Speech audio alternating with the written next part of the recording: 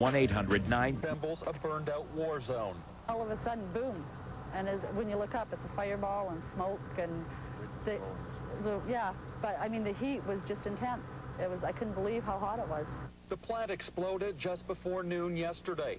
Massive fireballs burst into the sky as a plume of black toxic smoke billowed over East Calgary.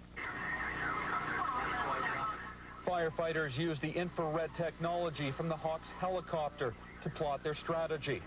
Finally, after 8 hours, they moved in to knock down the blaze. 2 men are presumed dead. 5 people are injured. We continue to find hot spots.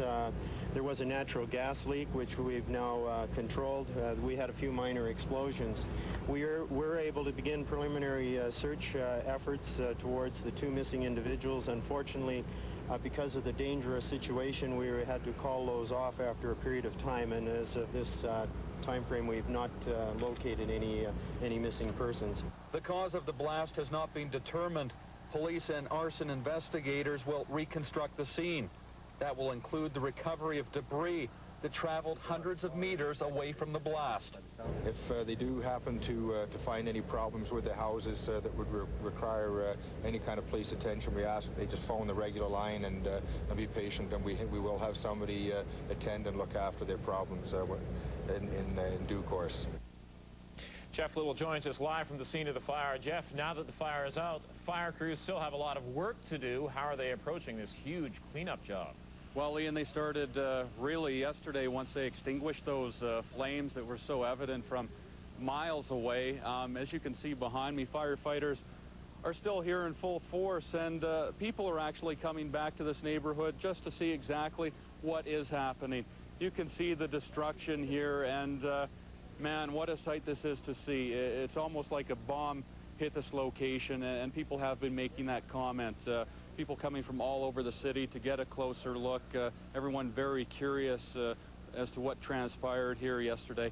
Firefighters are staying on top of the situation. We do get the odd pop-up fire, the odd hot spot that causes problems, but they will be going through the site this afternoon, trying to find out more about this blaze and what started it. Of course, now the focus is on the people who run Hub Oil. What do they have to say about all this? Well, unfortunately, we haven't been able to talk to them yet. We haven't been able to get a call through. Some of the management types from Hub Oil have been in and around this area, surveying the site. But unfortunately, we haven't been able to catch up to them. That's talking with residents who are familiar with the plant and have gotten to know these people. They have been here for a very long time. We're hoping that they make some sort of statement today. We expect to hear more this afternoon on those 2 people who are presumed dead. We're not sure whether that announcement will come from the fire department, the medical examiner's office, or Hub Oil itself. So we are still trying to make contact with them just to see what their side of this story is, to see if they know what went wrong here. Thank you, Jeff. Jeff Little reporting from the scene of yesterday's Hub Oil fire. Thank you. About 2,000 people who lived near the Hub Oil plant were evacuated from their homes yesterday afternoon. They were allowed back into the neighborhood at 9 this morning. Doug Blair and his family were among the evacuees. They ended up at Jack James High School Evacuation Center early yesterday afternoon and then stayed in a hotel last night. The Blair family lives in a trailer park right next to Hub Oil. When they arrived home this morning, they were worried about what they might find. Not major damages, but there's still, you can see the smoke. There's probably some toxic stuff that has drifted down from the atmosphere. Emergency service officials have some warnings for people who live in the area of the blast. They say if you had any toys outside during the blaze, you should wash them with hot, soapy water and be sure to wear rubber gloves before any children actually touch them. Also, residents near Hub Oil should not eat any vegetables from their gardens. If you have any questions or concerns, you can go to the Pembroke Meadows Community Hall, where officials from the police service, the fire department, the CRHA, and disaster services will be on hand to answer your questions.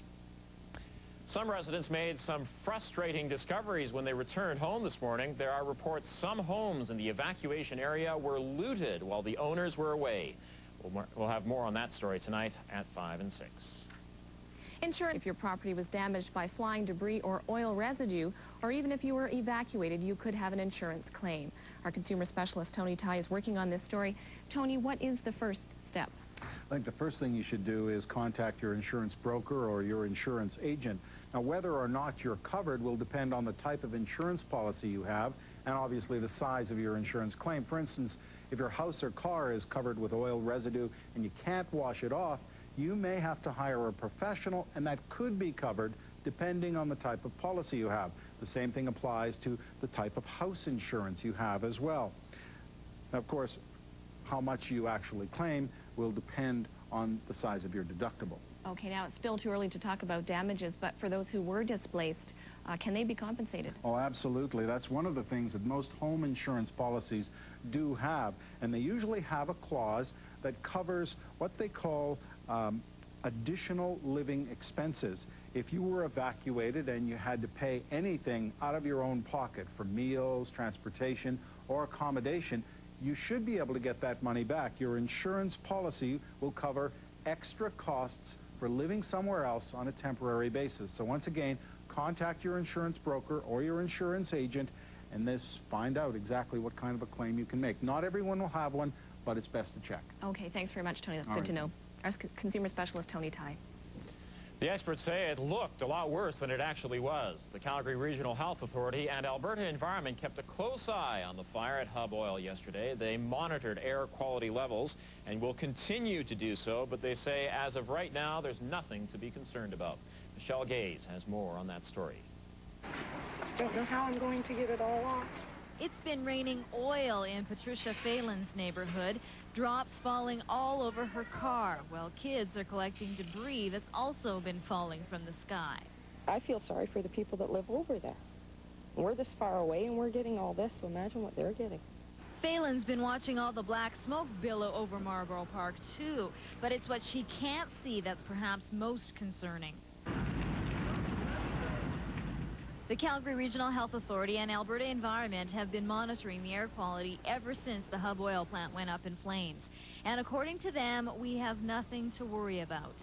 That's something that we're concerned about because of impact on the lungs, people with breathing matters, and the levels that are being measured are well below the level, the accepted level that Alberta sets in terms of for air quality. But it's important you know that everything could change very quickly. It's what has been described as a clean burn, so we're not seeing a lot of contaminants from the fire. As the fire is extinguished, we may see some more pollutants coming until it's completely put out. The CRHA says it has no evidence of this disaster causing any long-term health problems, but will continue to keep a close watch on air quality. If you have trouble breathing, close your windows and doors and turn off the air conditioner if you have one. Michelle Gaze, CFCN News. Also, if you have any health concerns, you can call the CRHA's information line at 265-INFO. That's 265-4636. And Weather Center, we had some fog rolling in earlier this morning. It is expected to be gone in about an hour or two. And no, it had absolutely nothing to do with the Hub Oil fire, in case you were wondering, and I know some people were. We're looking west with the CFCN Skyview camera. When the fog disappears this afternoon, the sun should come out, and that'll help us get to about 21 degrees. And then tomorrow, the first of several days of at least showers or rain. We'll tell you more a little later on.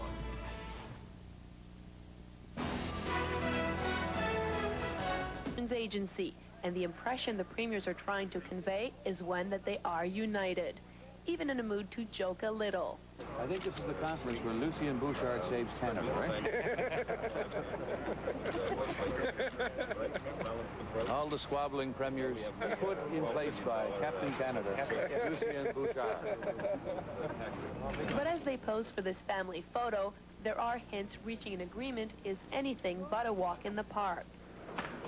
This rookie suggests reaching a consensus, like last year's United Front to push the federal government for health care dollars, may not be necessary. It's not a do-or-die situation to have a consensus. Obviously, if we want to influence the federal government on their budget and where they set their priorities, it helps to have a consensus.